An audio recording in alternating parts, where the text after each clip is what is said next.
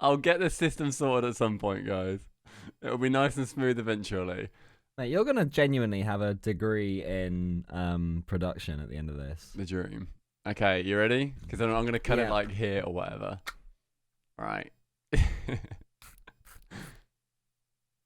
Hello, everybody. Welcome to the SubPar Poddy C, officially. Unofficially. The best podcast on the internet. Cole, this is the second time we're starting, and at one point, I will nail it. I basically forget to record and clap sync before we go live, at which point we have a timer, and it's a whole thing. Yeah, it's fine though, mate. It's because this is the brave new world, where we're looking at our cameras, we're aware of our stage presence, like... When we used to record these podcasts, I used to be very moody and very naked and just be like my voice was acting all excited, but I wasn't smiling. I was grotesque. Whereas now, I'm literally wearing clothes. Look at you go. I respect that a lot. I know. Something else, Cole, that I super respect is our patrons, because we have two of our latest patrons we don't believe have been told to fuck off just yet. Oh, God, you sent me a screenshot earlier. Right, shit, it's not in the doc. 1 minute. They are.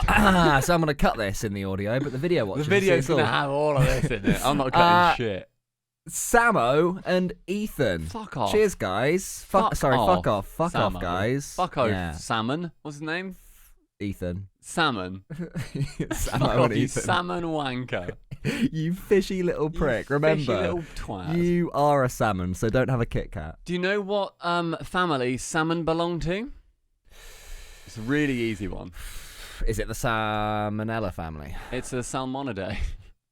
Salmonidae? Isn't that a religious festival? Go on.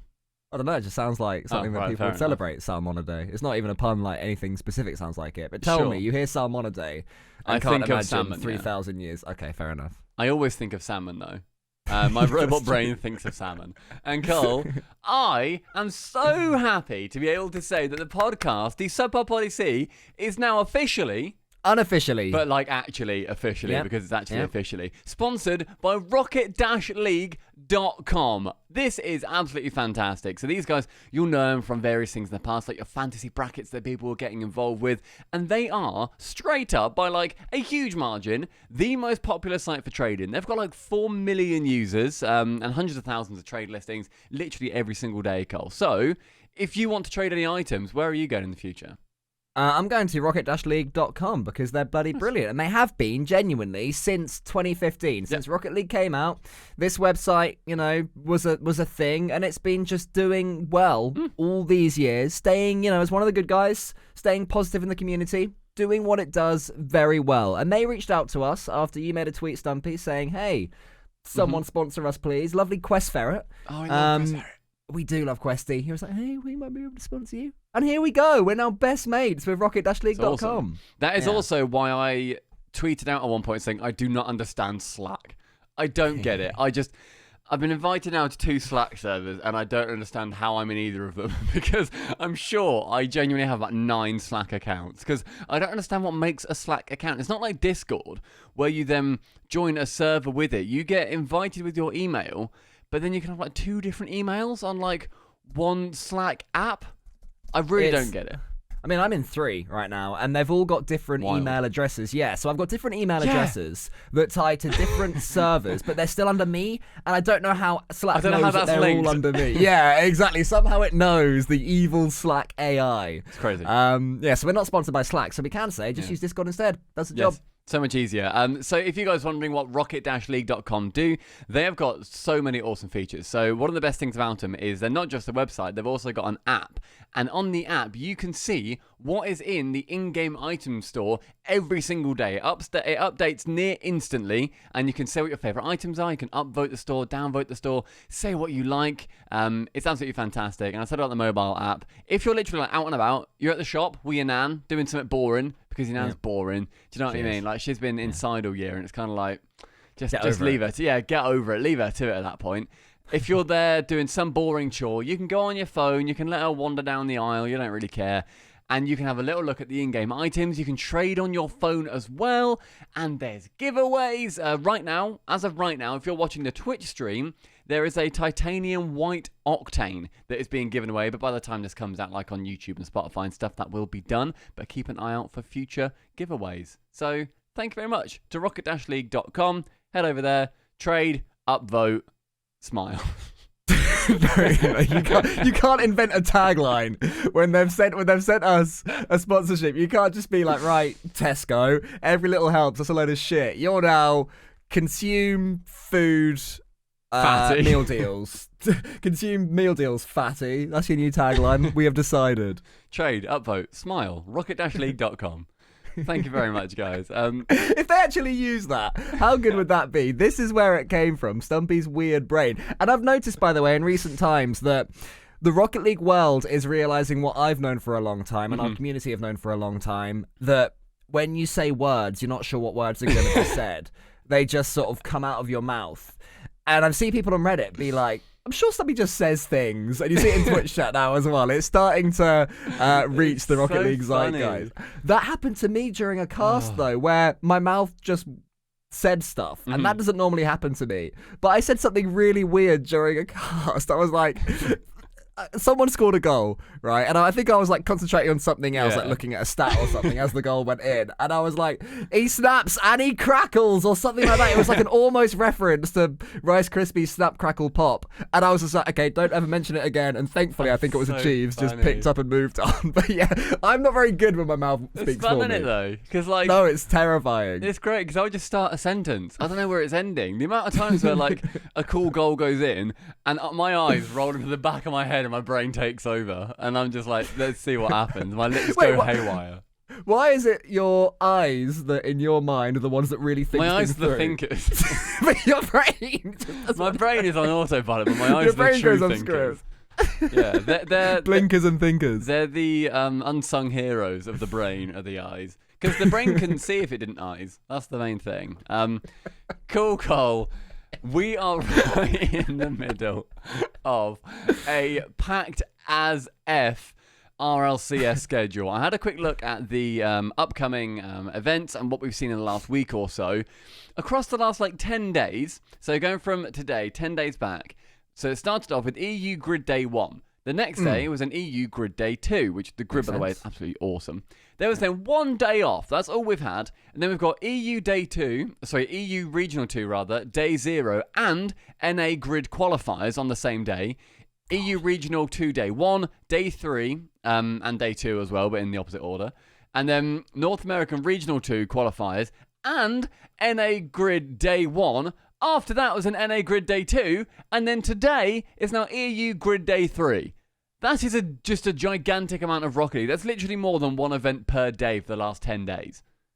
Yeah, and it's got to the point where it is very difficult indeed to consume all the Rocket League, even for Stumpy and me. But I believe that is fine, because the analogy I always make when people bring this up on our streams is that you don't watch all the football. I consider myself a lover of football, but I might give West Ham versus Stoke in the second round of the FA Cup a cheeky miss. Do you know what I mean? Like, good luck to them both. I don't need to consume that. And I think that Rocket League now is at a point where it is the same, where maybe you can only watch the majors, maybe you can only watch the finals, maybe you can watch it all, and if so, good for you. You can pick and choose the amount you watch, which means that people are only ever gaining and not losing. Yeah, is how I see it. So I love how much there is to consume, and I love how it all feeds into itself as well. I mean, I want to talk during this podcast about how the grid results are feeding into the regionals results now, because form is just visible across the entire spectrum of Rocket League. It's great. It's so fun as well, because the amount of times, especially for the NA grid days, they're on very late for us. So I'm normally in bed, or I'm hanging out in the evening. I'm not watching the Rocket League for that time. And so I'll wake up in the morning, and then I'll look at all of the clips that are on Twitter, and I'll just look at the weird things that have happened. My favorite Twitter account, post North American Grid Day, is Spaceman's. because he just posts weird clips from the Rogue stream that he has done, and I absolutely love what he is doing over there. So Rogue is definitely a stream to check out. It's just weird what he's got. He's got like his RLCS, clearly just his RLCS screen up behind him. Imagine keeping that up for like more than a day that you're going to be there for. Like, just surely take it down. Like, there's no point keeping that screen up. He's just so crazy. And then he's got a bit of paper that just says Rogue HQ on it. And it's like, oh, well, I guess we're there now. He's got set building, and I appreciate that a lot. And it's not lazy when he does it. Would you be happier if I stuck the SubPar? Actually, I could do that. I could tape the SubPar flag on top of my Rocket League banner. You could. And then it's not lazy at all. Then I'm just in a SubPar swamp of goodness. You could use your green screen as well. Like that, like neat little one. Yeah, no, I've got that right here. It's literally there. Why is that not just behind you? Yeah, because it's like... Because I think this looks cool. It clearly looks like a work in progress den. Okay. But I've got this split here, this line here, where the blue banner meets the white sheet that I stuck on the wall with literal nails. I just hammered them in. To swallow sound. Honestly, before that, it was like echo, echo, echo. And now, there's only 2 echoes. So... I don't know where my SubPar flag is. If I did, I would put it up right now during this very podcast, and it'd be good content. But I don't know where it is. That's just but let me just say, because I know that you're a perfectionist, and I know that you spent hours honing your craft, making your set look beautiful. Your lighting looks wonderful. Got a nice plant. You got a shitty Robert the plant, but Harsh. like I will get there. Okay, the work is genuinely this weekend. Yeah. After this weekend, I will have. I invested. I'll tell you how much. I invested £1,000 in noise cancelling plasterboard. Nice. And noise cancelling underfloor stuff. Nice. And that is being put in here this weekend. Nice. And once that's put in, I can actually build. The reason I haven't is that I know that if I build it up properly, I have to take it back down. Yeah, that's fair. Yeah. So that's why it is beyond temporary, even by my standards. I do like the nail in the wall sheet. Maybe that should stay. Maybe not. We'll see. Maybe. We'll have a little think. Imagine if that's the one thing that I get latched onto, and I'm like, that actually looks really good. Actually, latched on. I'm well into the nailed-in sheet that's on the wall. Yeah, latched on by rusty nails, just like my favourite sheet. part. So yeah, we've had a hell of a lot of Rocket League, basically. People who are watching the video podcast can see how the table has formed so far. For the grid. Look at that filth. Joe and Amigos on top with Team Vitality next to them, Galaxy Racer, and then Team Liquid. The grid has been so weird for the results that have come in, seeing as one of the first series we saw was Howard versus BDS, and Howard won. Yes, there have been truly weird results, but I think that as time emerges, what we're seeing is that the grid results aren't necessarily weird, they're more springboards for success or failure. So you look at German Amigos, and they did very well in the RLCS overall. They made it through the group of death quite comfortably in Group C, and then got themselves to that knockout gauntlet, which they came is second, didn't they, impressive. They came third in their group, so they were in the lower bracket, behind Team Natas and Team Queso. And then they were 1 goal away from knocking Team Vitality out in the losers round 1. It came down to Game 5 overtime. So the fact that they are 5-1 in the grid isn't weird anymore. It was at the time. Oh, I've gone all pixely. Hello. Yeah, I don't wasn't know weird why at the time. You've gone pixel mode. It'll come back. And now we're learning that that's not weird. They're just actually really good, and they're having more experience, playing with better teams, and they are just good. And Team Liquid are pretty good as well. You say that that's not a weird result, and I get, Joe and Amigos isn't a weird result, but BDS going 3-3 is definitely odd. Considering just teams that are in the middle right now, it's odd that they are in the middle. Team Liquid, by the way, odd doesn't mean bad by any means. Odd just means peculiar, out of the ordinary.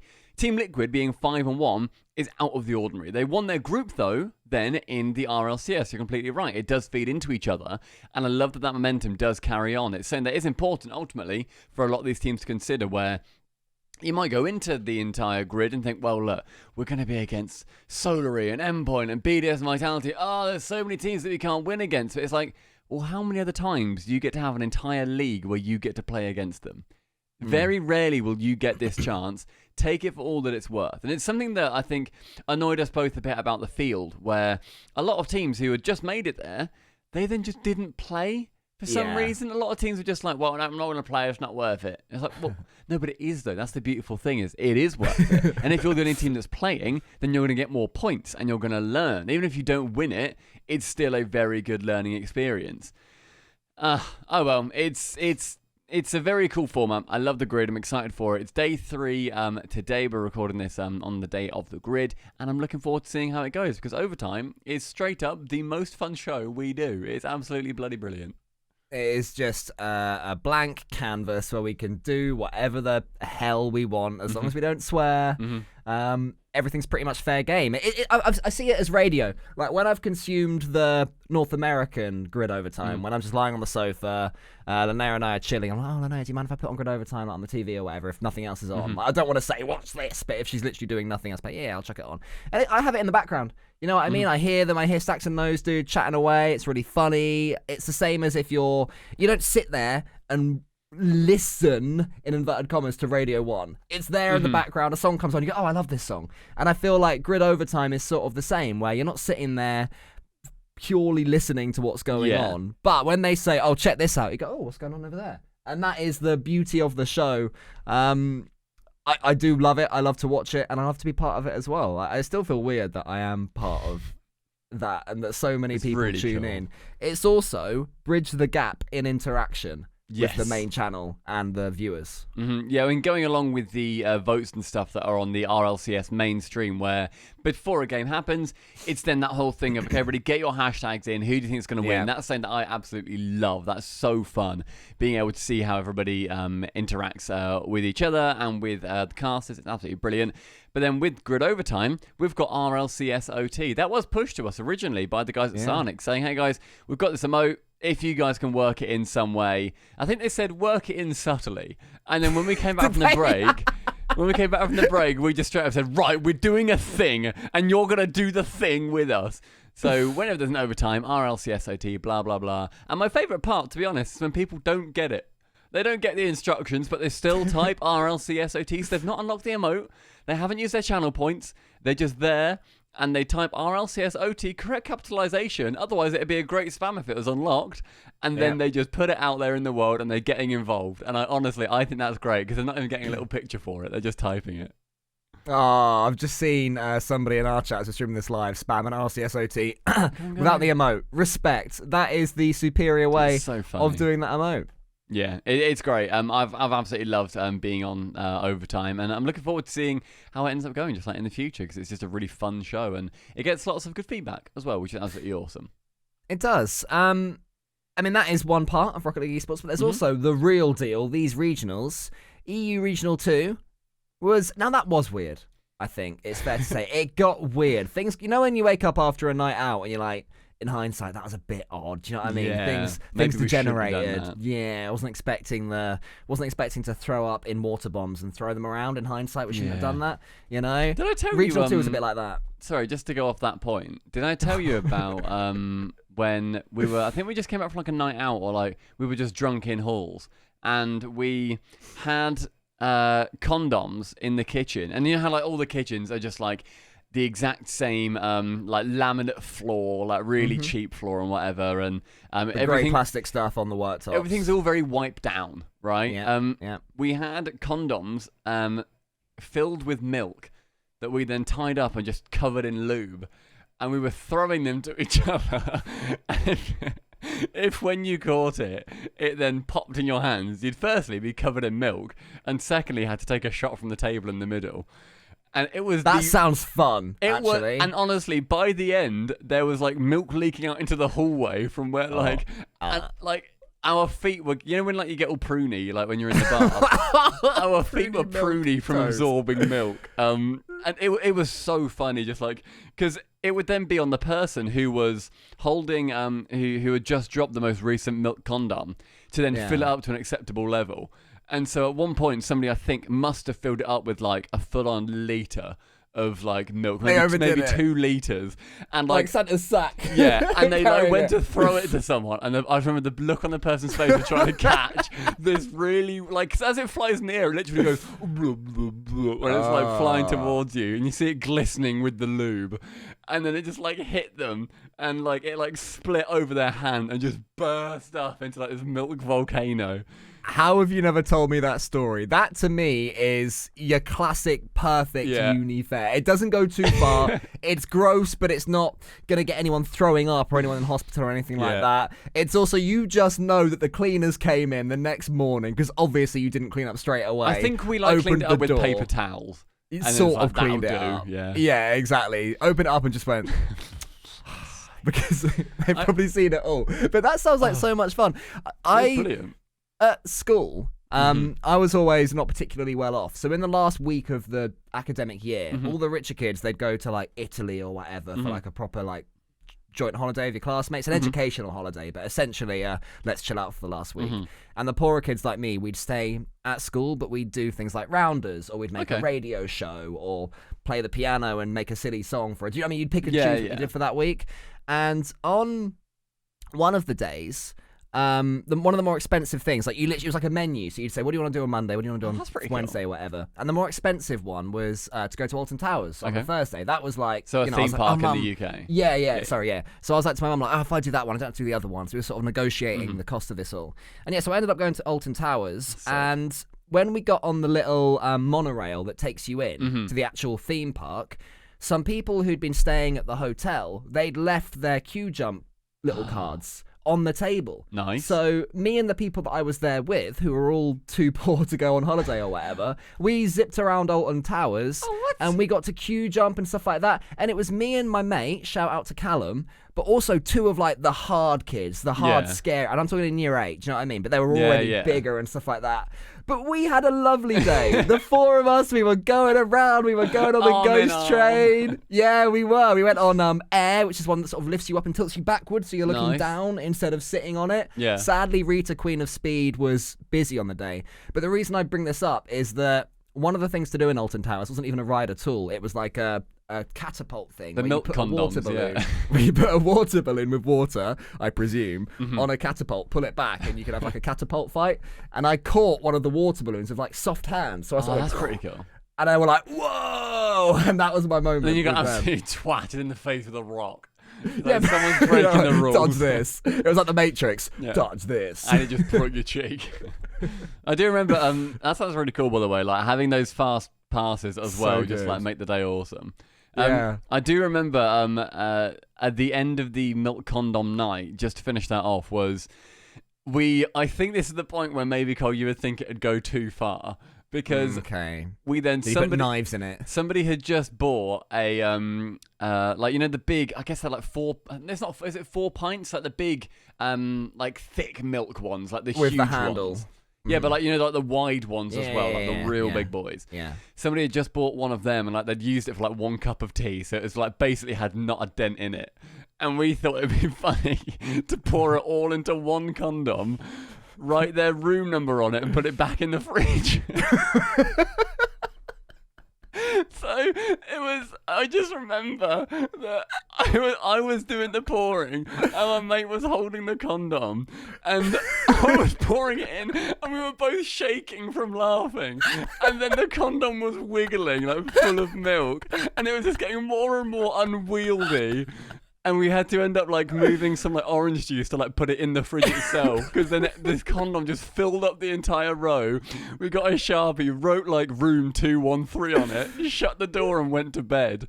And then brilliant. We woke up in the morning, and we ended up calling each other because we were like, okay, right. It was this girl who lived at the end of the hallway who we were good friends with, and we were on our phone and we were just like, okay, right, she's gone in the hallway. Okay, right, she's in the kitchen. And we heard her open the fridge and she just went, oh, for fuck's sake. And we just heard the fridge slam and we just both went, shh. And like, 'cause we were next door to each other and she banged on our doors. And like, we were just giggling so much under the duvet, just like laughing, just trying to stay close. She could clearly hear us as well. How can you not laugh at that? It's your milk. Let's say you love your cups of tea, even if you're really excited for a tea, and you open up the fridge and you're expecting this big fat-handled behemoth of a milk carton, right? Yeah, like £2.50 or whatever. And instead you got this sloppy condom that's slipping through the gaps of the fridge. Do you know what I mean? Through the grill or whatever. It's going like, yeah. I'm your semi-skin. Please put me in tea. It's the How fact can you not it laugh? had her room number on it as well. like she's done it herself. Yeah, like she's signed it saying, "Yeah, Lee, this is my like putting your name on your sandwich in a lunchbox." It's that also is brilliant. It's also just so unusable because once you use it once, you have to basically use all of it. Because you can't like undo it. You could like, I guess, do like a little pinprick in it and then sellotape it over. Yeah. There are people listening to this story in Canada going, "What's the big deal? This is how we always have milk. Oh, they're bags of milk. Milk's meant to come in bags, exactly." Oh my god! On my first day of uni, this one's more mean than funny, but it's like similar to the sort of hijinks that people got up to. I wasn't involved in it. I just saw it and I was like, "Come on." Okay. My mate ended up being one of my best mates in the first year. Andy, shout out Andy. He'd brought this chocolate cake along. I think his mum had bought it as like, "Hey guys, let's have some cake. Great to meet you all. Okay. Let's meet up and eat cake." And they at night when everybody got drunk for the first night, they put his cake in the sink. They just got his cake and they just put it in the sink, and it was so mean. Wait, because did they turn the sink on? I don't know if they turned the sink on. I think the joke is that he just walked in and he saw this cake in the sink, just destroyed. But like that one was mean. Yeah, like slummed it in the sink. Honestly, it's mean if I that lived in cake those was halls, the bridge. Yeah. If I lived in those halls, I'm pissed off that because you're a uni student, suddenly there's cake available, and you're like, "Oh my god, this is amazing!" Like there's suddenly cake. To then have no cake and it will be smushed in the sink. See, that would annoy me. That'd annoy me, I think. I get that. That's the line. It was mean. Yeah, it is the line because like nobody wins, and it's not like you've put it on jelly or you've what else could you do? It's not even like a reference. You at least put it on a door so someone opens it and then it falls and then the cake has had some sort of journey. You know what I mean? Putting it in the sink. It's not doing anything in there. It's not doing anything in the sink. It's just fucking passively there. Oh my god, that poor cake. I know. Oh man. Well, I mean, if anybody has any other uni stories, by the way, same goes to our live chat right now. We've got it open. If anybody on Twitter, when you're listening to this, has any just weird, funny uni stories, let us know. Because I just love the weird shit that people got up to, and it's like their first time away from home. And like, what did they do? I want to prank someone, man. And I don't mean the modern, like, jump out at them in a clown outfit and give them a heart attack. I mean a funny prank. I want to put someone's milk in a condom. Is that all right? Is that all right for me to say? It's just in the moment. It was the funniest thing that I've ever done in my life. Because was it 4 liters? Did you say? It was like it was the biggest like consumer amount of milk that you can buy, like the huge milks. And it was like, it's the fact that it was like new as well. And like, right. Oh my God. Next land, mate. Next land, and we're getting up to hijinks. Okay. I don't know what hijinks, we can't plan it, but we're going to see an opportunity for hijinks, and hijinks will occur. Let's milk condom Corey. That's like when he's all like set up and he's all stressed out one day because like one of the players is annoyed about something. We're there in the background going, or wait till first land back, right? They're all there. Leaf's there in his little suit. He's all proud. They've got their RLCS pins that we still don't have one of. They're all shiny. And then we just milk condom them. Just cover them all in milk. Just imagine chuck a milky condom at the slow motion, a milk condom absolutely leathering like Gibbs in the face or something. Oh my God. That'd be incredible. I saw a slow-mo, guys. If anyone hasn't seen that, they have a like super high-speed camera, and one of them, there's an old video where they like chuck a ball at each other's face, and then you see their face going like, but they got a faster camera, and yeah, fair play to the guy. He did it once, and he's sort of like, so it's 2 of them, and they practice throwing it, and the other guy's practicing. Yeah. Oh, okay, yeah. Gavin Dan. And so the brunette one is the one being hit, and the spiky head one is the one throwing. And the one being hit, he's just doing that, like, try not to flinch, while the other one throws it as many times as possible. Then as soon as he stops flinching, he does it. Then we looked at it, and he was like, no, my eyes were shut. Do it again. This guy has got dedication to his craft of being slapped in the face by a ball. Do you think Gibbs has got that as well, if we milk condom him?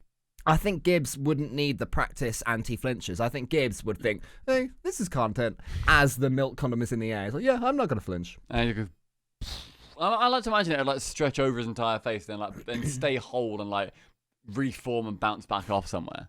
I think Gibbs just turns to stare at it, and the milk condom just goes, "Oh shit, sorry, mate, sorry," and just backs off. The milk condom bottles it. Oh, that'd be fun. Well, Cole, moving swiftly from milk condoms to EU Regional 2 again. We have actually had some very, very cool results in the groups. The main one being that Liquid were on top, which was awesome. Dignitas were on top as well. BDS were on top. And Rick's GG somehow making their way on top too. But didn't mean much. Cash is sick. That's how, pal. What, with Solary and Godsmiller's team in the group? I did forget about Godsmiller's team. Okay, fair enough. BDS, though, after all of that, somehow they got knocked out in our quarterfinals by Top Blokes. Which was it was such a weird regional. As soon as that happened, that's the first match that happened. As soon as that happened, anything went down. White Demons took down Liquid, who were on incredible form throughout. The other two pretty much went to plan. But then Queso beat Top Blokes, who had just beaten BDS, which was disappointing for Top Blokes, absolutely. But Queso looked absolutely unbelievable that day. I loved that day. I'm just looking back at the Team BDS versus Top Blokes results. Okay. It was a best of 5. Top Blokes, won 4 of them. Guess how many of their wins? Sorry, best of 7, and Top Blokes won 4 games out of 5. And guess how many of Top Blokes' wins were 2-1 results? Bless you. All of them. All of them. They won every game that they won. It was 2-1. Weird. So consistency. But I loved the way Top Blokes played because it proved that defensive Rocket League didn't have to be boring. They were playing a frantic style of defense. They were doing what they had to do to keep the ball out, basically, and then taking their counterattacks. The amount of chances that BDS had, and sure, there were some BDS misses, which we'll get to, some of the odd BDS plays. But the defending from Top Blokes was absolutely stunning. The number of times you'd think, finally they've been breached, and somehow from the ceiling, they're jumping off each other, they're launching from the air impossibly, and they'd get the block. And then against Team Queso, they had a 10-goal game in Game 2. It was 6-4 to Team Queso. First time I've ever casted with a Chiefs. And I was thinking, okay, it's going to be the semi-finals, do some proper Rocket League. Can't wait to work with one of the best analytical brains in the entire game and Achieves. And suddenly there's like 4 kickoff goals in one match. And it's like, what are you meant to say from this? It was sloppy. It was messy. It was absolutely brilliant. Team Queso have been a favourite of mine for a long time. I've loved Demensa ever since it was Smug. No, Saltmine Underground 2, I think, where Demensa was one of the competitors. It was where Johnny let various content creators cast the 1v1 games on their own channel. I think you were away, so I casted it with Gregan. Probably. And Demensa was against Rise, I believe. Okay. And Rise was just playing the most boring version of Rocket League in the world, just blocking everything clean. Demensa was trying his flip resets. Rise would just wait in goal and then score an open goal. And you could see Demensa getting livid and angry and getting sloppier and chasier. And I was like, I like this guy. And now he's one of the kings of EU for Team Queso. It's such a good story. Yeah, no, they were absolutely fantastic. Like, Queso took down other teams that looked really hot that day. So to start things off, like in their knockout gauntlet, they lost 3-0 to Liquid. They didn't get a single game. They were then sent down into the lowers, and they then had to face off against RL Esports. That annoyed me, because I predicted all of that to happen, but I predicted Trainhard to go through. They didn't. Livid. Queso were not good against Trainhard either. Trainhard could have won that because we were watching, weren't we? Yeah, and it was actually very close. And for whatever reason, something happened between that series then playoff day, and Queso went 4-1 versus Ricks, 4-1 versus Top Blokes, and then an absolutely belting grand final versus Solary. It was absolutely phenomenal because it ended up being a full-on best of 7 going to game 7, and the final game was very reminiscent, I found, of season 6 grand finals, where it was one team just knew they won. They had like 3 goals clear, 4 goals clear, and they were just like, they were celebrating with like 30 seconds left. And I think that can go one of 2 ways. That can either be everyone's hype sort of starts to dwindle a little bit because now you know that like the winners have happened and you've come to realize, okay, you've had 30 seconds to deal with, right, Queso have won. But then their excitement on the cameras was so fun because they were like, it was VK Salem, bottom camera, just jumping around. And I listened to their comms video the other day. I think it was like a clip, like 2-minute clip they put on Twitter. And it was Salem just screaming and jumping up and down. With 10 seconds left, he just threw his controller somewhere, chucked his headset off and just ran away. And it was, the passion from those guys was incredible. We had their coach on for an interview as well, and he was so nervous, bless him, but it was because of the excitement that he had and that they were all experiencing, that he came on and was just like, look, I don't know what to say, like, we've won. Leaf just said, look, dude, speak in Spanish, just do that. Chat it through and just get everything out that you need to, because he appreciated second languages are really bloody hard. Get it out how you can, and he did, and the passion in his voice was just phenomenal. Yeah, I was watching that one downstairs on the main TV, and that was a masterstroke from Leaf to say that. Yeah. Because ultimately, when somebody...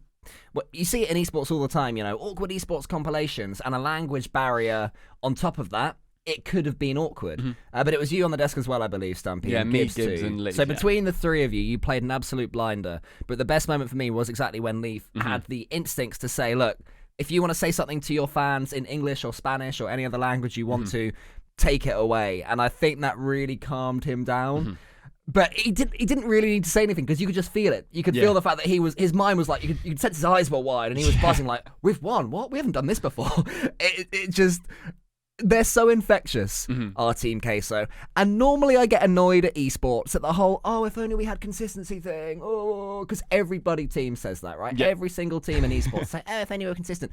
Team Queso are the team that justify that. They shouldn't be consistent. They suit one day being incredible and destroying everyone 6-0 every game. The next not able to score a goal. They're bumping each other. They're getting tilted and annoyed. They are the perfect inconsistent team. So long live Team Queso and long live their inconsistency. I saw a tweet today as well where it said about who has won these grand finals of the regionals. And it was BDS have won 7, Vitality 1, Top Blokes 1, Queso 1. And one of the replies was BDS out here Braziling everybody in regional wins, which I just thought was fantastic. So it's so good. I really love that Team Queso managed to get the win there. But Solary, they had a really, really good journey, and not just because they got to the grand finals finally, because things started to click. They also took down Vitality, who looked really flat. Solary and Team Queso had to get to the finals to basically get even with or then go past Dignitas in the end. And I said on broadcast that Gibbs was excited throughout the day because of how the points are working out, and he said literally before the show started, if Queso Solary in the finals, that is the most fun way that the points can go. And it was right before we then went live, Gibbs was honestly shaking with excitement from just like, oh my god, Queso and Solary made it to the finals, this is how the points should have gone. And like Dignitas are there just like crying because they didn't end up going through in the lower quarters. It was just awesome. All round, it was a clusterfucky regional, and it was an absolute honour to be part of. Gibbs is like an old dog that hasn't smiled or showed any life for about 2 years, but then a new puppy comes along, and the old dog like wags its tail. You can see the dust coming off it, and it's like, he's a puppy again. That's Gibbs. Oh, he's happy with this chaos. God, I'm just looking now at the rankings. It is so close. Dignitas and Solary joint 6th with the same number of points. And then Guild are 20 points down. I don't know how I'm going to... That's ridiculous. I will just do a bit of this and then pop this in here. Oh, sorry, I could have done that before saying it. There you go. I'll start that bit again. No. No. I guess because now it's live. I'm trying to do it anymore, do we? Why can't I move this picture? Right, fine, I'll just make it smaller. There we go. Look at that. So BDS over 4,000 points. Nobody in EU is now sitting in 3,000 points. No, which is weird. More than 4,000. Vitality will get there one day. Vitality could have been there. I mean, Vitality were a bit crap the entire event. Yeah, they were crap from the first series against Atlantide Wave that they had to reverse sweep. So, like, I predicted... I'll be honest, I was surprised that nobody else thought that Solary would beat them. When I said it on the desk, I thought that would be a fair shout, but people seem to be like, no, it's day 3. But Vitality were just... It was a bad weekend for them in general. Yeah, I was definitely swayed by the Vitality day 3-age, and which in fairness is a stat. They make it there very, very consistently.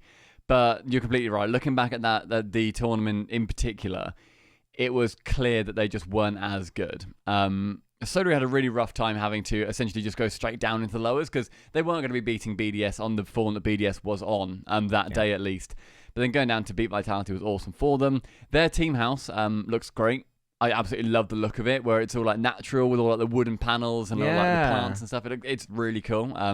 Soda have got a really sick setup for the grid casting as well, just like full on studio mode. Absolutely fantastic. I want to mention as well that there was a whole bit in the First Touch podcast where T-Bates, who is essentially the antithesis to me, in that he is anti-BDS, not anti, he's anti-BDS being the best in the world, and thinks they might squeeze into top 6 NA. Grow up. But then he had an entire section on First Touch yesterday that straight up killed me. I was going to go out for like a quick dog walk because it was like nice weather, and I couldn't take my eyes off the TV because it was chucked to him. He had a hat on that said Chef T-Bates with his hot takes. Yeah. And he said, Koji, roll the clips. And then just tore into BDS, like on little defensive errors and like all the small mistakes they were making, and like taking the piss out of Monkey Moon for some shots that he just missed, and like extras defensive positioning. It was so funny, and it was just perfect. He was fully taking on that character. He was leaning into the opinions that he does believe in, but then made the caricature out of himself for it. Same as I'm in caricature mode with like a few of the opinions throughout all of the RLCS, and it was just great. And the First Touch is getting better and better every single week. Those guys are getting more comfortable. Rolled is at one point, I think T-Bates finished his time, and T-Bates just said, Raul, what do you think of that? There's like a 5-second pause, and Rolders just went, I think you need to be less loud.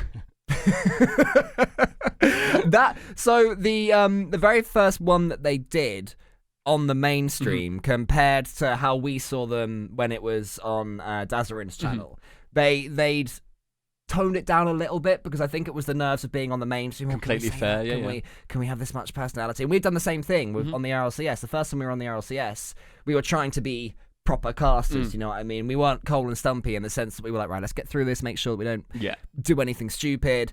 And then week on week, we got more comfortable, and week on week, they're getting more comfortable as well. And I think now First Touch on the mainstream is completely in its flow, and you can see how well they vibe together, and the opinions and what they add is such a unique perspective. Because also, you say that the breakdown was hilarious, but it was also decent factual, analysis too. So the fact that it was making you laugh while teaching you being an audience member, is best of all worlds. If that's what we've always done with our documentaries on SubPar and our tutorials as well. The fact that if you can get people laughing, stuff's more likely to stick, and they have just utterly nailed what they're going for with First Touch. So if anyone is listening to this podcast, doesn't watch First Touch, oh my god, you're missing out. Do it. Ditch us. No, watch them. No, don't ditch us. No, don't ditch us. Listen to us and then go and listen to them. Obviously. Okay. No, they're fantastic. Okay. The entire format of it is great. It's so light. It's so fun.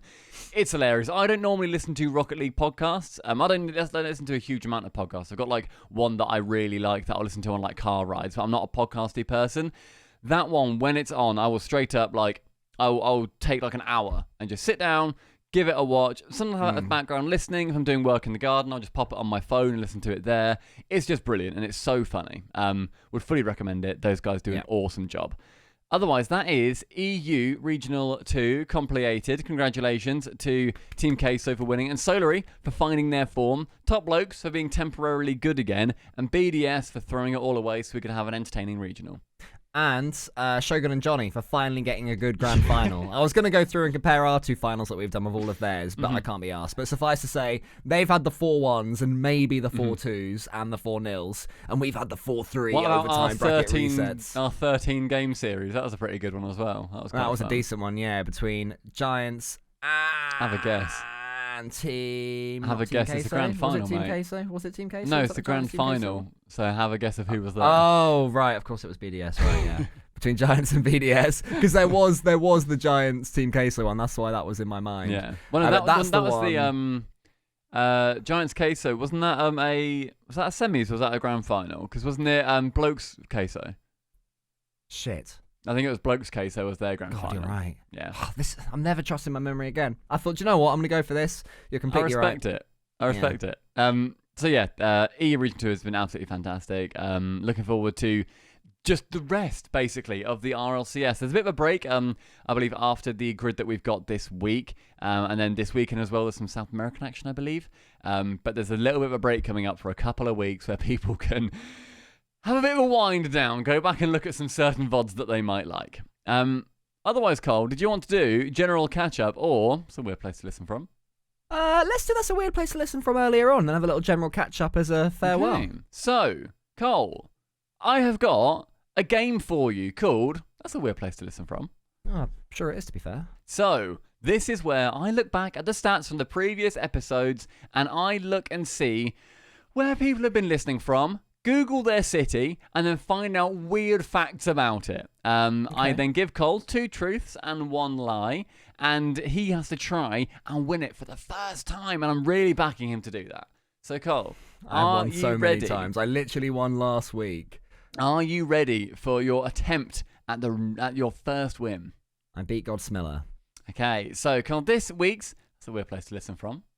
Okay, well, it will be too fair, and I'll probably be right again. So, I'm going to preface this with, it's a place in India that I really struggle to learn how to pronounce. Go on. I'm just going to get it out there. So, Vijayawada in the Andhra Pradesh, or in Andhra Pradesh, in India. Yeah. It sounds quite nice. Andhra Pradesh. It does sound nice. Andhra Pradesh. Yeah. Andhra Pradesh. Andhra It's Pradesh. definitely got a meter to it, a rhythm to it. Yeah, Andhra Pradesh. And Cole, it is a beautiful city. I looked at some pictures on Wikipedia that lies on the banks of the Krishna River, surrounded by the hills of the Eastern Ghats. It's very, very pretty. It's very nice. It's going to give river a capital R because I presume it's the Krishna River. Like that. Dude, you can't do that. Give it a lowercase k. Why can't I do that? You can't do that. Because Krishna is a religious figure and deserves a capital K. Krishna River. Stop it. Surrounded. Stop it. Okay, fine. You can have the surrounded if I can capitalise the K in the R. Deal? No. That's a deal. I've offered you a fair deal. I don't want the deal. I want to go back to normal. There we go. Let's go with that. So annoying. All right, fine. How have you done this? Surrounded by the Eastern Ghats, lowercase g. So, Cole, we've got 2 truths and a lie. You need to try and discern which of these is where I've been a little bit of a sneaky goblin. Okay? Okay. Are you ready? Yeah. So, there are hills nearby to Vijayawada, Andhra Pradesh, called... It's another really long word. It is called... Capital H on the hill. The Mogalrajapuram. Mogalrajapuram is what I'd say. It's pretty Mogul as well, right? Mogalrajapuram. I think... Mogalrajapuram. Hills. I know that word. Hills.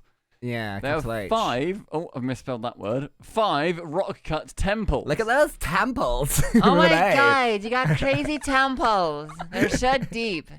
There are 5 rock-cut temples dating back to the 4th century. What? Okay. That's like 1,600 years ago. No, yeah, so I've got a question. This is the 4th century AD. So, AD, yeah. Okay, so take away 400 from 2021. So 1,600 years ago. Is that correct? Take away, yeah. So 1,600 years ago is when they date back to. Okay. So the hills nearby to Vijayawada, Andhra Pradesh, called the Mogalrajapuram Hills, nailed that, have 5 rock-cut temples dating back to the 4th century. That's like when you see a newsreader absolutely nail a name that you know they've been practicing. And I respect it. You've got to practice them sometimes. The one I really genuinely liked was when, it's sad, it's when the Leicester City owner died in the helicopter crash. And he's from Thailand. And he has a very long surname, which I'm not going to attempt here. And on that night's match of the day, which is the football highlights, Gary Lineker, who played for Leicester famously and loves Leicester, supports them, he started it with a monologue about the fact that this beloved football owner had died, and he absolutely nailed his name. And you know that he practiced it, and he gave it the utmost respect. So yeah, it reminded me of that. Saying that. I think it's brilliant. Okay, so that's our first fact, wink. On Christmas Eve, every year, there is a shrine at the church in the middle of the city that illuminates to celebrate the festivities. Okay. Okay. How you feeling so far? I'm just looking for holes. Okay. Looking for holes. Do you want me to talk through my holes yet, or do you want to go through them all? I'll give you the last one, and then we can go hole mode. We can go hole hunting, which is what I'm excited to do on June 21st. In 1998, the GDP of the city was $393 million US. That is, but as of 2010, that rose to over $9 billion. That's pathetic. Pathetic. No, $393 million is pathetic, but $9 billion, okay. that's more what I'm expecting.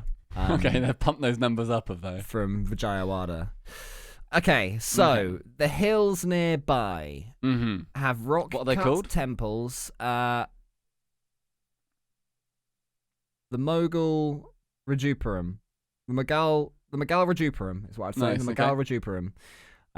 Have 5 rock-cut temples dating back to the 4th century. Now, that one I can certainly buy. It's not beyond the realm of possibility. India has an incredibly rich heritage dating back far beyond that, I'm sure. At least 1600 years. At least. I'm imagining 1700 minimum.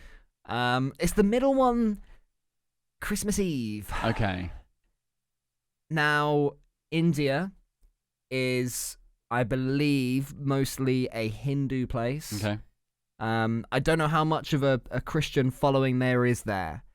I know that Christianity does exist there because there is a church in the life of Pi, and that is where Pi discovers Christ. Okay. So it's not beyond the realms of possibility again. The third one, the GDP of the city was $393 million, and in 1998, yeah. 22 years later was $9 billion. Now that's massive, but I also know that India is on the up. But is that too massive, or have you put that one in there and made the number way bigger than? I don't alter it like that. Bear in mind that's we've established that. I don't take a thing and then change the number a bit because that's unfair. Okay. I think the third one is true because I know India is the up and comer of the world. They're on the up and up. So I think while those numbers are incredible, I think that they are true. Okay. I think that I don't think you would have come up with the name Mughal Rajupuram. That's pretty fair. Yeah, I don't think you'd have touched that one. So I think that those hills certainly exist. And I don't think you'd have invented rock-cut temples there. I think, again, you'd have... Do you know what it means, rock-cut temples were there? You know, the ones that are, like... carved into the cave itself. Yeah. Okay. So that leaves, on Christmas Eve every year, there is a shrine at the church in the middle of the city to illuminate, to celebrate the festivities. I think that while there will be Christians there, I'm not sure that is the sort of key focal point, and Christmas is a particularly big deal there. So I'm going to go with that as the lie. So the lie is number 2, Christmas Eve. I believe so, yes. Okay, so this is where I will now chuck in the first truth. Okay? So the first truth to cut us down to a 50-50. You don't have a chance to stick or twist. It's just a bit of tension for the fans. So, Cole, the first truth is that hills nearby to Vijayawada, Andhra Pradesh, called the... I read this earlier. I feel like it might be Mulgara Japuram. So it's like... that sounds nice, yeah. Mulgara and then Japuram, or whatever. Hills have 5 rock-cut temples dating back to the 4th century. Which is crazy. I looked at some pictures. They are mad. They're like huge as well. It's so cool because that was like possible at all. Were they like the white temples that they used to have, or are they? Because I've seen they're straight up like cut into rock, and they look like they are made of that rock, like cliff rock, like your classic rocks. You know what I mean, like grey. I think I'm thinking of Carl Pilkington, An Idiot Abroad, where he stays in not necessarily these temples, but in rock cut something, and he's like, oh, it's rubbish, it's sandy or whatever. Ugh. That show did annoy me when he evidently was impressed with something. Yeah, and then it's I know. Like, he's being all idiot. It was when they did the spin-off. It wasn't called The Idiot Abroad. It was called something else. But he was like he was on not jetpack, but like a water jetpack. Water pack. And he was like, is that what it's called? Like a water pack. He was on a water pack, and he was like, oh, it's rubbish. Oh, it's like, you don't really think that, Carl. At this point, you're trying to moan. And then I didn't watch it anymore. I get the ones where like there was one where he had to like climb a tree, and he was clearly hating that. And then he had to like jump off like into some leaves or something.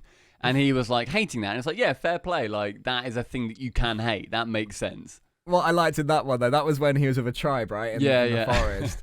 And so the people in the tribe, they were going from, like, you know, really high. Cause it's like a bungee system that catches them at the end, and they trusted in it. And Carl eventually does it from, like, a few feet up. But when he calls up Ricky, Ricky says, like, oh, how high were you? Carl said, I don't know, 4 feet. And then Ricky's like, so what you've done is not even fallen over.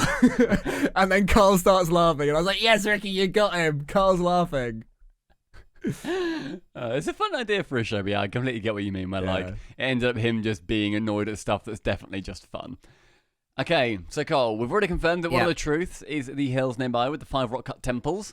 And you said that the Christmas Eve was the lie. I believe so. I will tell you that the lie was. Now, interestingly, before you tell me, if you were to offer me to swap, you'd be increasing my odds. I believe that's the Monty Hall. Is it the Monty Hall paradox? The Monty Hall something? Yeah, the Monty Hall problem. That sounds right. Yeah, where like you have a higher chance, and people in Discord try to explain this to me at one point as to why you do. I trust that you do. I can explain it. Before it was 1 in 3.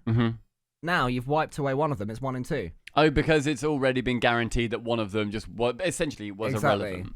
Yeah, so I'm no longer going 33%, I'm going 50%. That makes sense. But then why does it, hang on, but then why is it more likely that you get a correct one by switching? So imagine just purely because of the numbers at that point, like... listen, so this is how Darren Brown explained it to me in his book. Imagine there are 100 of these, 99 truths and 1 lie. And I'm trying to identify the lie. And I say, I reckon the lie is on Christmas Eve. That'll be episode 100 of Weird Place to Listen From, where you have 99 truths. Yep, and you say, okay, I'm going to get rid of 98 of the truths and leave you with just 2 of them. And then you'll be like, wow, obviously the odds are way higher that instead of 1 in 100 and picking one pretty much at random, the one that is the lie is the other one that I'm left with. So basically scale it up and then bring it down. And suddenly you're getting rid of loads of red herrings. But why is it better to switch? That's what I don't get. Why is it better Because when I picked it, so say again there are 100, right? I've got a 1 in 100 chance of picking. It's awkward that it's truth and lie, but I want to get the lie. Sure, yeah. So I've got a 1 in 100 chance of getting the lie that I'm trying to seek. Then Monty Hall brings it all the way back and says that might be the lie, but also this other one might be the lie. So he gets rid of those all the red herrings. So either you already picked the correct one in a 1 in 100 chance, which is really, really tough. Yeah. Or more likely, you've picked the wrong one, and so therefore it's better to select the other one because that has a better chance of being true compared to your original chance of picking the correct one. There you go. Gotcha. Oh, well explained, Darren Brown.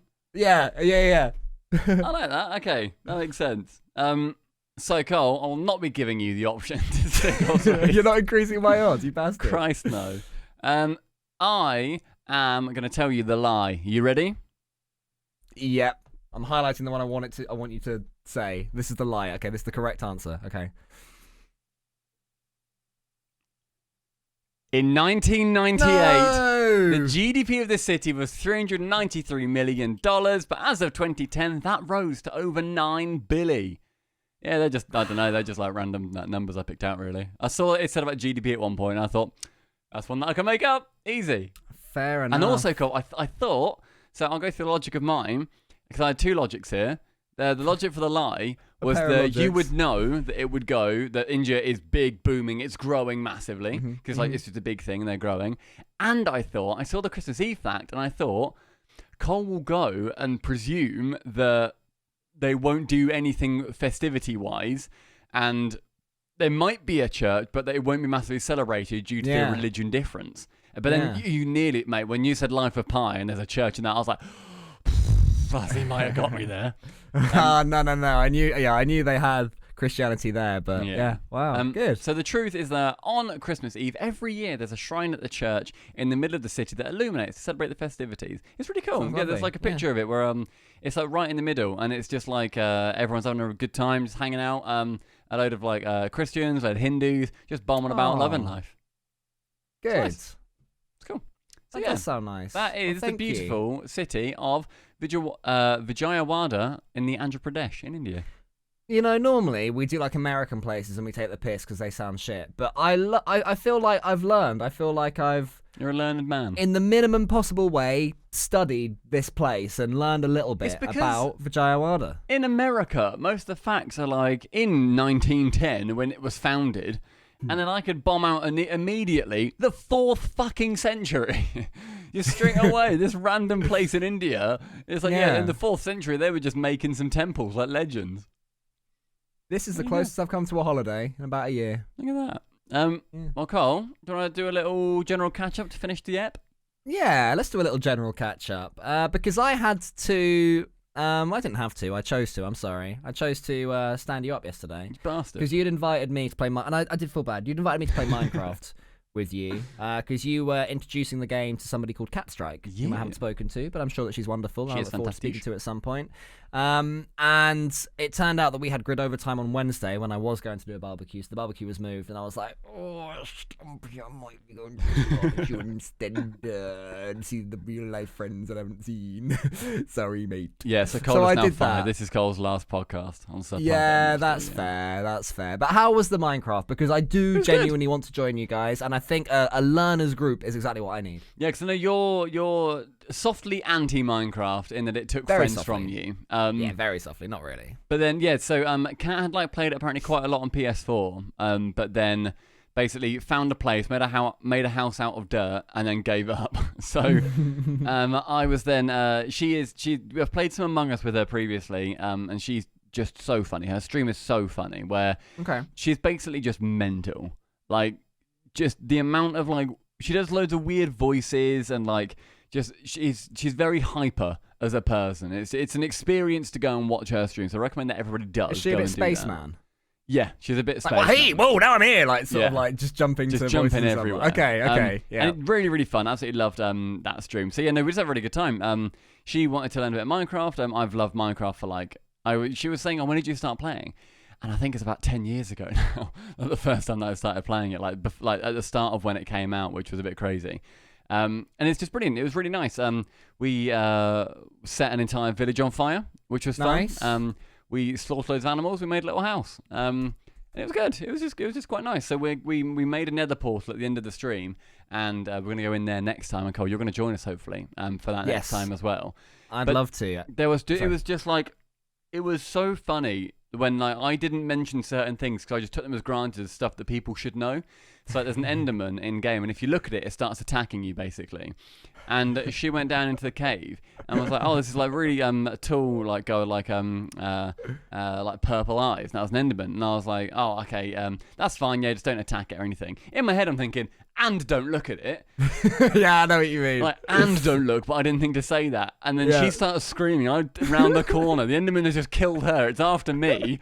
And then it kills us both in this cave, and then we need to like try and get back to all our items. It was just stuff like that was just so funny. I really enjoyed it. It was just a great time. So we're going to be doing a stream like that again, and I'm looking forward to it. And Cole, you can join us for it. But I saw you showing her your Scrub Killer impression. Oh yeah. So she did like a Valley Girl voice before that as well. And I thought, I can whack out the Valley Girl voice. I can get that going. Oh my god, I've been trying to learn it from Stumpy, but he does it so well. Oh my god, it's crazy good.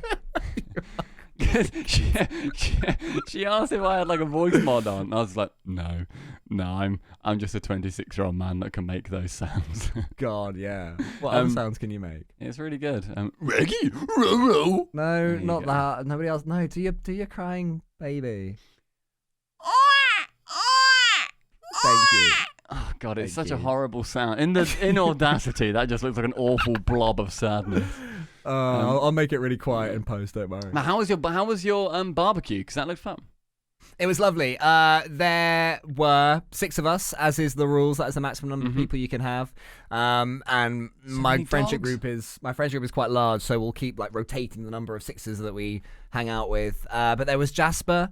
And there were 2 other dogs, one of which an Airedale, a big Airedale Nice. as well, like big by Airedale standards. But he's just so beautiful and big and like wiry haired, like wiry curly haired, and he doesn't quite realize how big he is, so he's bumming along, absolutely bless like him. clumsily clattering into the Labradoodle and the humans. I got a picture of this dog next to my girlfriend, who is very short, like crazy short, and yeah, she looks small next to this dog, which is quite cool. And also, one of my mates is absolutely jacked, and Jasper. He is Jack. He's huge. Jasper went into his arms, and Jasper was just like cuddled among his grooves and his folds and his muscles, and he looked so happy and safe.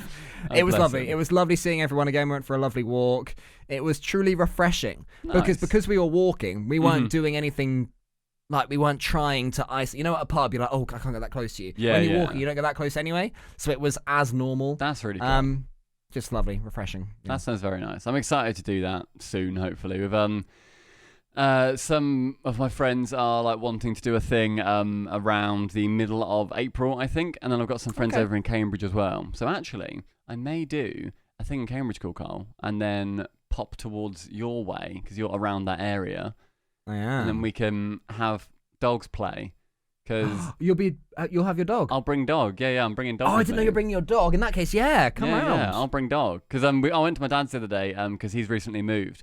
And he was just like showing me the house and whatever. And my dog was there with his dog, and he's got like a little like Yorkshire Terrier, like small dog. And she either loves playing with my dog, who's quite a big boy, or hates it and wants to be picked up and cuddled because she gets she gets nervous that like he's gonna like pick her up and just run away with her, and so she like hides behind my dad's legs and like sort of tries to like jump out and bite at him, but then he just takes that as playing and just loves it and like play bows and is like well, and I was like, like, this is great, bro. This is really fun. he cannot read social cues. He is an idiot. So yeah, hopefully we can have Jasper and Oh Enzo my have a little play. God. That'd be very sweet. I'm gonna cry when I meet your dog because I've seen so many pictures of him. I've seen him in snow. I've seen him in your house. This is the moment that he liked his bed. Yeah. I've heard the journey of you saying how he was like warming up into your house and getting more Bless comfortable him. with you and Chaz. I want to see him like, I've heard so much about you. Bless him. I can't wait. Yeah, he'll take a while to like you, but That's fine. if you're just hanging out, then he'll pop over at some point and say hi. I'll let him be in charge. Nice. Cool. You sent this picture to me. I was really happy with it. Yeah, it was just like, oh, look how nice and refreshing this is. Beautiful green grass. It was warmer than it looked. And what have you zoomed into?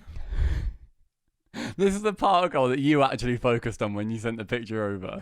True. In fairness. Yeah, it's not a great look for the nice. It's not a great look. Should be in hairnets. Not a great look for the old hairline there because the wind's blowing it back. So the bits of hair that normally fall down over my forehead and make my hairline look, remotely impressive are hidden. They are hidden. Very hidden. Yeah, it's a nice you can picture. see some chest hair there. Look at Pets as well in the background, just playing, having a play. Yeah, I gave it a bit of crop so you couldn't see my mates properly. How was Jasper with the other dogs? Like, was he pussying out? Or was he being quite good? So actually, the Labradoodle, she's a she Labradoodle, and the big Airedale is a he dog. So he was like, he wasn't getting humpy, but he was just being a little bit like interested. What, Jasper or the Airedale? No, the Airedale was being a little bit like masculine. I guess. And I think that the Labradoodle took it out on Jasper a little bit. She started to get a bit annoyed with him. Yeah, she was a bit mean and grumpy with him. Oh, Jasper. Which she's not normally. So, I mean, Jasper was also annoying and a little shit, don't get me wrong. But normally she's a little bit more calm with him than she was yesterday. But it's good. It's good. It's a good lesson for Jasper that dogs don't always want to hang out with you. Sometimes that's quite you to leave them alone. That's quite funny that she was like being humped against her will by another dog. She can't take it out on the other big dog, and she sees Jasper and thinks, easy target. Yeah, that's literally what it was. She was like, right, I'm not going to take that dog in a duel, but this little shit, I can have him and show him who's boss. Oh, bless. Well, it looked really nice. It was. Yeah, I'm excited to hang out with pals. And there was a little thing that like a trough of water, whatever it's called, like a water butt thing for cows that sometimes... Yeah, a trough, a trough of water for cows that sometimes graze there. They were all gone, but the water was still there. And after Jasper had gone into like a dirty puddle, we dunked his little paws in there, and he instantly does this little swimmy thing. Oh, bless so we him. lowered him, and instinctively he started going like that, and we were like, he's swimming. Has he ever swum before? Like, have you taken him swimming? Not properly, no. There's been nowhere to have him swim. He's gone into messy puddles, like I've said. So he's been in water, and he seemed pretty comfortable in there. Oh, bless him. But it was just funny the way that as soon as they lower it, their paws or their legs just start doing that instantly. Yeah, it's so cute. I'm going to a barbecue. I think it's a barbecue. I don't really know. At my mum's on Friday out in the garden, which will be nice. So it's going to be my dog, their 2 dogs, and my brother's dog as well. Wow. And they're going to have a nice play. But I think I said this before. My brother's dog is just the biggest wimp in the world. Like, she is so submissive to the point where, like, she basically won't play with Enzo, which, like, frustrates him a bit. Yeah, she's like a little spaniel. Right. And I think he gets frustrated with it. It's like... he just sort of wants to keep egging her on to play. So, like, she'll be laying down, like, not wanting to play with him because he's so big. And then he'll just, like, literally get his nose and flip her over to literally just be like, come on, play. And at one point when she was laying down being all submissive, he just grabbed her back leg and just dragged her. And was just like, right, okay, that's not how you get dogs to play with you. No, Let's it not learn isn't. that that's a thing. That's like a horror film and someone who doesn't quite get, social. It's basically like Of Mice and Men at that point, essentially. Does Enzo want to tend the rabbits? He does not get social cues. He's an idiot. He walks in front of people's feet all the time. Oh my but God. he looks so smart and wise and like there's so much I don't going know why on in his you've head. got that opinion. He looks I'm like not an the idiot. only one. No, he doesn't look like an idiot. You and Chaz have stapled the word idiot to him and expected him to seem like an idiot. But every photo I've seen that he's taken of him, he looks wise and contemplative, and there's so much going on behind those big, sad, just brown eyes that have, had a tough start to life, and finally he's found happiness and found joy. But he knows what's out there. He remembers. He wants to improve the world. He just doesn't know how. Where does he start? I'm trying to find like a picture from that I can put in the doc where like it basically sums him up the most. I love the one of him on his back going, and it's all blurry. Did I show you the blurry one of Jasper? Yeah, you popped it in the Discord. Oh, bless him. I'm trying to find a picture. Oh, actually, there's a picture of the other day when he was just like looking out at the garden. I'm trying to like find a picture that like doesn't just show where I live, basically. Yeah, that's not great if it does. Reddit's down again. I swear Reddit is always dodgy. Yeah, Reddit's having a rough time recently. Yeah, it is. Where's this picture? Yeah, people might be able to see this folder. Oh no, they can't. So I've got like it's one of my desktop backgrounds basically, and I'm trying to just like find where it is. Where is it?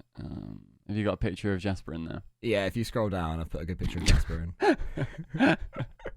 That's him after a bath, trying to shake it off when I took the picture. Oh my God. It looked like he'd seen the videotape from The Ring. Oh, bless him.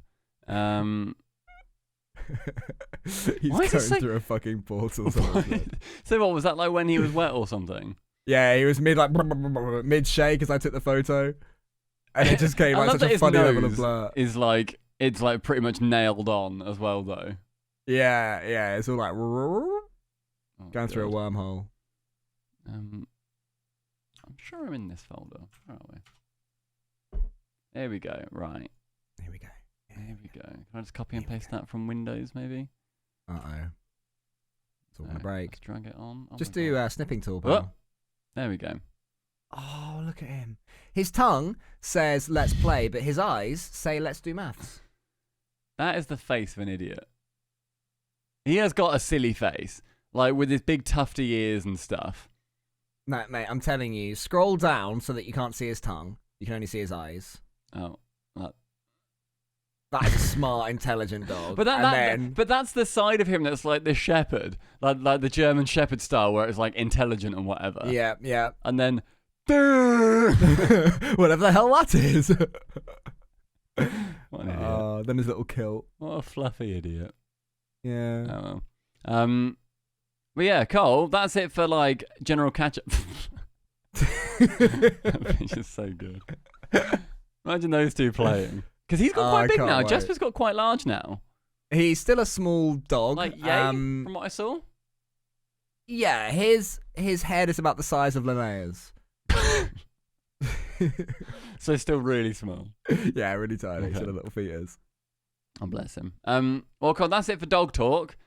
We've got... You've changed it from that's the end of general catch-up to that's the end of dog talk. Saying that's the end of general catch-up sounds so weird and cold. What do you, Right, yeah, you that's know, the end of dog talk. We've had our catch-up now. Now let's go back to business. Let's go back to business, because, Cole, we want to make money this weekend on our event, RLCS, and that is this Saturday. It is. So if anybody doesn't know what RLCS is, go to Liquipedia, because the legend, Finna DT, who casts the grid and has casted the RLCS in Dutch, and is just all involved in Octane and the like, he has put the RLCS results on Liquipedia, which is amazing. I'm having a look at some of the names that have entered, looking for any famous ones. I see a Gregan, I see a Shogun, I see Speed? a Wrong Way Woody, a Speed, a Tylacto. So we've had some decent entrants in our time. God, he's even put it on as the results that people have had. That is so cool. Yeah, Fair he's gone play big to with you, it. Infinity T. That is brilliant. It is our tournament, our sub games. So normally there's like streamers will do sub games and it's like sort of a couple of hours and it'll be like a tournament or whatever in game. No. We go big with it. This is why ours are a little bit rarer. So it's Team Rocket's Rocket League casted sub games. It was originally called TRLCS because we thought it was a funny name when we weren't on the RLCS, and maybe we need to actually change that in hindsight. Perhaps. Potentially. But TRLCS is our version of sub games where we will cast your Rocket League series, and Cole, it is for all of our subscribers, and they sign up individually, which is a unique concept. So if you're completely crap at Rocket League, you would enter and you would say that your maximum rank is, let's say, Gold 1. And good for you, that's fine. And what we do is, using the power of @DanMB's coding, shout out to him, there's basically an algorithm which makes the fairest teams possible. So if a pro entered, if Monkey Moon entered, right, he would be more than welcome to, and he would be matched with 2 players as low as possible. And then they'd come up against 3 players who are in the middle of the tier. So in theory, everybody averages out to the same level of skill. And then what it's all about is, does your best player try to carry? Does your best player talk each other through? Do you guys have good synergy? Are you able to stay calm if one of you makes a mistake? Etc., etc. And it's great fun for everybody involved. And the money, I'm looking at some of these prize pools, and they've got pretty meaty. It's been like over in our time. £1,000, like a couple of times as well. It's minimum, I believe, £100 we're putting in for us. There's the prize pools actually. So 1,000 is that most recent at the top. Top's most recent, yeah. Okay, so most recently it was $1,300, then it was $675, $832, $553, $1,325, $1,000, $530, $100, $175. That is a lot of money for just our little like community prize pool. And it's just great fun. So what you need to do is you need to be subscribed to our Twitch channel to be involved. You need to link your Twitch in your Discord, and then you will have access to a channel called Broke Subs Chat. In there, in the pinned messages, is a Google form that you fill in. It asks for your rank, it asks for your region, it asks for your platform. You can play, by the way, on any platform, anywhere in the world, any rank. So any Rocket League player who is listening to this, no matter where you are, what your rank is, or what you play on, you can enter our tournament. That is genuinely a very rare thing that you are able to do.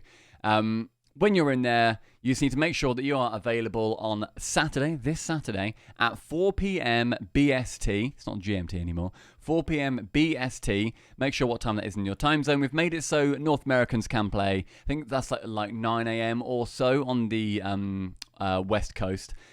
East Coast. Yeah, West Coast. East. West, California coast. That's West. Yeah, West Coast. Yeah. Yeah. Yeah. Yeah. New York is East. Yeah. Yeah, you said East. I said West, then I said East because I got confused, then I went back to West. Okay. Either way, West Coast. Anybody can play. We have people from Australia play as well, and we take all of that into account. So if you're an Australian silver player, and you play on the Switch, you're basically going to be teamed up with the best player in the tournament, and they're going to try and carry you. It's fantastic. Everybody talks in the Discord. It's a huge community event. It goes on for 3 or 4 hours. It's just great. We love doing it. It's a full-on production, and it's a chance for you guys to get cast by me and Cole as well, which actually is a big thing nowadays because we're actual people. I was going to say, yeah. We've never done a TR RLCS since being even on the B stream. So you can be casted by real RLCS casters. Which is pretty fucking nifty. Yeah, like you actually can. Yeah. I'm pretty sure Shogun's entering, and I'm pretty sure Shogun is streaming it himself as well. So if anybody listening to this would like to stream their own games, absolutely feel free. We love that. Nothing wrong with that at all. So you can also feed back into your own channel. Good luck to you. Exactly. So make sure you take part in TRRLCS this Saturday, 4 p.m. BST. If you can't play it, you just want to watch, we're obviously going to be streaming it on our Twitch channel, twitch.tv/SubPar, but in HD. We'd love to see you pop by, support people, and just pick a team and cheer them on. Because it's a big old round robin, then it'll go into like a bracket at the end, and it's just a great time, and everybody hangs out. Otherwise, Cole, that has been episode number 62 of the SubPar Poddy C, sponsored by RocketDashLeague.com. If you want to be out and about with your nan and you want to do some trading on your phone while you're out there, look at what items in the in-game store, download the RocketDashLeague.com app right now. Vote on your favorite stores, vote on your favorite items. Absolutely fantastic. Thank you so much. Go to RocketDashLeague.com. And maybe your nan, maybe you are a nan, sorry, and you want to do some Rocket League trading because little Timmy is boring as fuck. He's like, oh, nan, I like Mickey Mouse. It's like, great, I care more about the pink Massa Meneme. Get yourself on the app, nan. Well, it's for nans as well. Rocket League Garage, it's for nans as well. Trade, smile. What was the other one? It's for nans as well. It's for nans smiles as well. Make your nan smile. Buy some blue Cristianos. Thank you very much, everybody, for listening. We will see you on episode number 63 of the SubPar Poddy C. We'll see you later. Did you just kiss me? No, I Fuck off. Blew a little kiss. Okay.